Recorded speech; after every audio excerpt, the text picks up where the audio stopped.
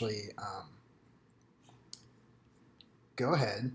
I'm going to press live now to go ahead and run this show. So I can't tell. It says I'm live now. The video is not available to me. So I guess if I look at OBS, maybe I'll see what I have going on here. First, let me come out and talk about Cyborg USA. Cyborg USA is the new comic book I'm doing with my buddy Zach Tobacco and Pablo Romero. He's the artist, and we are doing an Indiegogo. Shout out to all the Indiegogo successes recently, Elliot Fernandez and Brian Shearer, and also the guy that won John Malin's Graveyard Shift competition is out with one called Monster MD, and all those ones on Indiegogo funded like their first day. They did really well. So we're hoping for like similar kind of success. This is my channel Splendopia, and I don't have like a big presence on YouTube, but I will be making more videos over the next couple of months to let you know about this great new comic, Cyborg USA, and let you know how you can get on the Indiegogo and how you can get a copy of the very first issue of this exciting and awesome new franchise that I'm so excited about. This is just to give you guys some awareness of who the characters are. This is Captain USA, member of Super Team USA, and his teammates. That's Hutch, Rufus, and Bisbee. And then that's Tina. Having trouble pointing using this camera. And then they're up against their nemesis in this issue number 1, the Red Skirts. That's Yuri and the Red Skirts. They're part of an anti-globalist death cult that train their ire, set their sights on defeating and destroying Super Team USA, but they only succeed in transforming them into a team of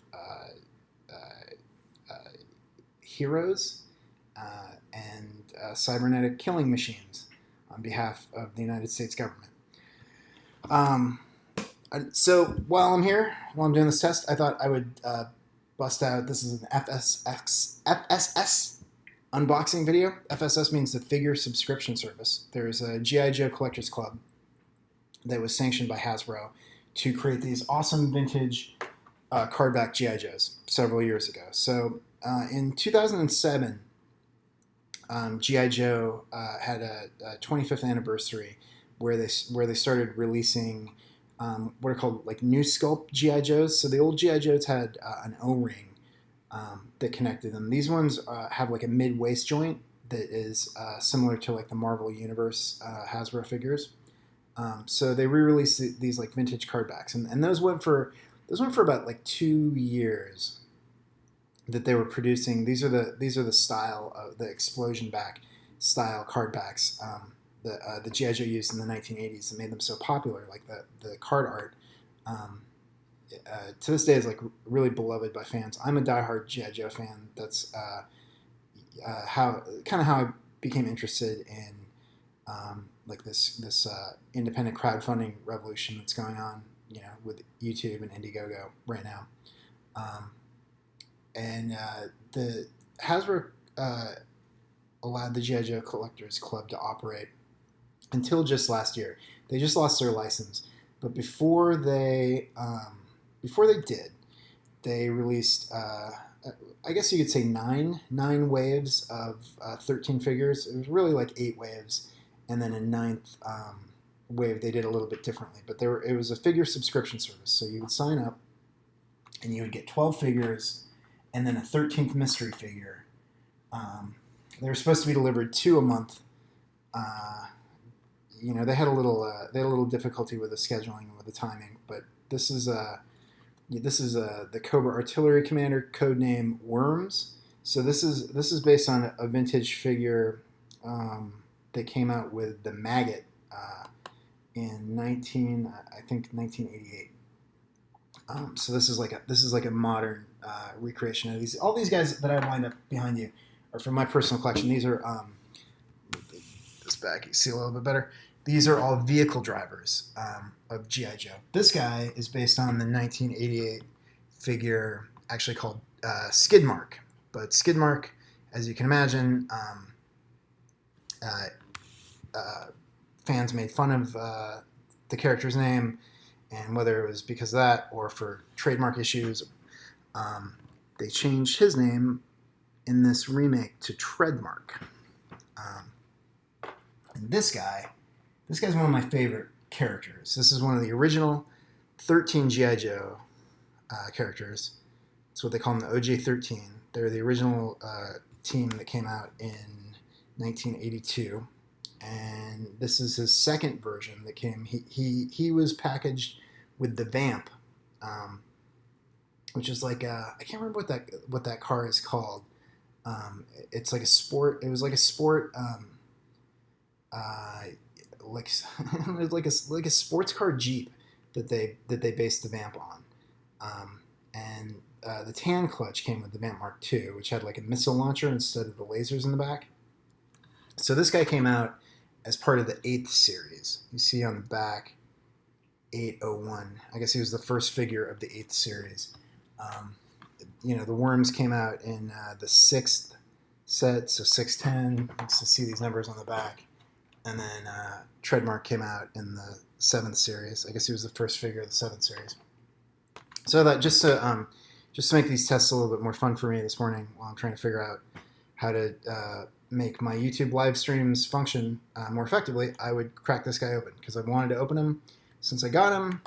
One thing, I collect these and I like to keep them mint on the card, but this one came to me in the mail a little bit jacked up. So please make sure if you're mailing collectibles, you use plenty of padding, plenty of bubble wrap, and a good box. Otherwise, they'll end up like this. And the guy like me who bought them will feel compelled to open them and free them from their plastic prison. So here we go. I'm gonna crack him open. Let me see if there's anything on the back that you want to know. I mean, I could read this. What's kind of cool about this is that there's a file card. I'm not going to read this, but these file cards are throwbacks to the original file cards that came out in the 80s. This Lance Steinberg from Ashbury Park, New Jersey, very close to here where I live in New York City. Oh, in New York City, somebody set off a firecracker in the subway today and hurt a commuter. So please, this time of year, exercise all safety precautions when using fireworks and celebrating the holidays. And please do not set them off in a packed subway car at rush hour in the morning. It really makes the commute suck for the rest of us. What's kind of funny about this guy, he comes with traffic cones. He's a driver, so he comes with traffic cones, of course. I think that was a bit of a silly choice. These traffic cones were remolded. They originally came in a package with the 30th anniversary Techno Viper, which is a very cool figure, and the cones are much cooler in that figure, or with that figure, because they're like a biohazard green, and they have like all kinds of warnings on them. These are just like straight up like regular orange traffic cones that you could probably find with very many toys and vehicles. So I'm not really sure. I mean, the Collectors Club adds some of these, or has added some of these accessories to add value to, the character. I don't know about these traffic cones. I'm not too sure about it. Also comes with a rifle and a gun. What you used to have on the GI Joe figures, if you have a vintage GI Joe figure, you'll see some typeface where they list the weapons on the side here that the character comes with, and that's actually a really cool feature. For kids, or it was a really cool feature because a lot of times you didn't know what those weapons were, or they were like experimental type weapons created just for the figures. And I like this. I like this two-face effect that I've going on the stream. I'll move the camera back so you can see all of me, whether you want to or not. Here is Clutch. I've waited long enough. I'm gonna open them. So, you can do a couple different things. You can sometimes take an X-Acto and cut this off so you get a little cleaner break on the card, and then you won't rip off this, this text here. I'm not going to bother with that. I'm just going to have fun. The card's already messed up anyway, thanks to the shipping. And there it is. Now it's out. He's free from his plastic prison. We're going to toss this over to the other side. Comes with kind of a cool battle stand, sort of, if you're into that sort of thing. I don't really care for these, but if you display them, it's all right. So I'm going to put that down. And then here's Clutch out of the wrapper. Open them back up.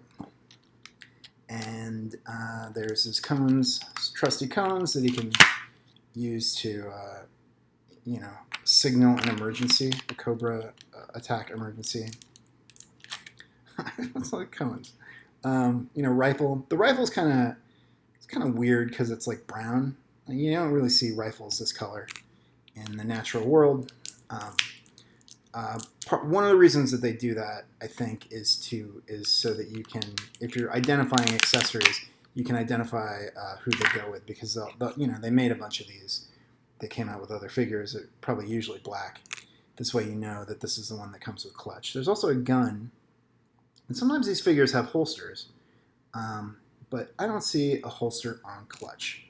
So Tan Clutch was one of my first GI Joe figures with the Vamp Mark II when I was a kid, and he got a lot of play. He was like very, very, very much one of my favorite characters. He's also in the Sunbow-ish episode. Sunbow is the cartoon producer of like the first series of GI Joe cartoons, called Worlds Without End, where he and his buddies Steeler and Grunt were transported to a parallel universe where Cobra had taken over the world, and all their comrades were killed, and sort of like heartbreakingly, Clutch and Grunt and Steeler chose to stay behind in that world to fight the Cobra that had succeeded. And it's a two-parter. It might be the best original series GI Joe cartoon. It's very tragic. It was made, it was partly to like make way for all the new characters, out with the old, in with the new. But it was, it's such like a valiant sacrifice that those guys make to not return. The episode starts with Steeler complaining, that they hit Cobra hits them, and it's just the same thing over and over again, and there's no point in it all. But by the end, his he sees what could really happen when Cobra takes over the world, and his resolve, is strengthened, and those three guys stay behind. So Clutch has made all these guys. These FSS figures are what's called like Frankenstein a little bit with parts. One thing about like GI Joe, like in the heyday of GI Joe in the 1980s, when the first line came out, a lot of the parts were reused in different figures. But when GI Joe was like really on a roll and making a lot of money, there was a lot of new sculpting and a lot of new like figure design. But then they would eventually like reuse molds, reuse parts on newer characters, and those are like not as a lot of times not as effective. Sometimes better if the paint job is better. This guy, I think I can almost name the parts that this guy comes with, but not exactly. Like this, the torso is like a 2007 torso. The main torso they used for like the original 13 revivals. The vest is a separate piece, so there's like a latch here that you can unhook, and the vest will come off. There was like an original version of Clutch, the green version that was released in the 2007 remake of him. And these arms are from I think a character. It was the figure of Mouse that came in G.I. Joe Retaliation. I don't know if that was the first place they used him. Again, it's really Frankenstein of parts. You can kind of see they don't really fit together that well. That's kind of why I was reluctant to get him and open him up. You see better if I took the vest off, but the torso in the middle part is like a little bit thin relative to the other kind of more modern or like released in later years arms and legs. It does like a reasonably good job of replicating or creating a new version of the original Clutch that came out in the original Tan Clutch was 1984.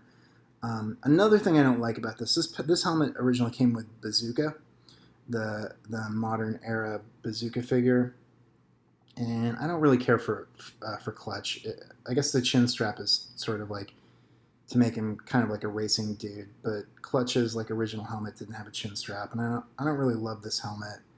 I'm not gonna unlatch it because it was hard when I took the vest off. I unlatched it to like latch it back up, and the same thing. I've got the Bazooka. This helmet originally came with this helmet uh, is not awesome to unlatch. I'll do it anyway. There you go. So it comes down on the side, and then you hook it up, and I'm probably gonna have a harder time getting it in the hole. But there's Clutch without his helmet on. I said I wouldn't do it. I did it anyway. All for you, the viewer at home. So that's it, man. This is Clutch, Tan Clutch, opened up once and for all on camera for all the Splendopia viewers. I will continue talking about GI Joe. I will continue unboxing toys on my channel, and I will also continue to talk about Cyborg USA as we go for the next couple of months, several months as we start getting the promotion and sales of that new comic book in gear. So thanks for watching. Thanks for bearing with me with some of the technical testing that I'm doing and my half face out of the shot. Yo, Joe.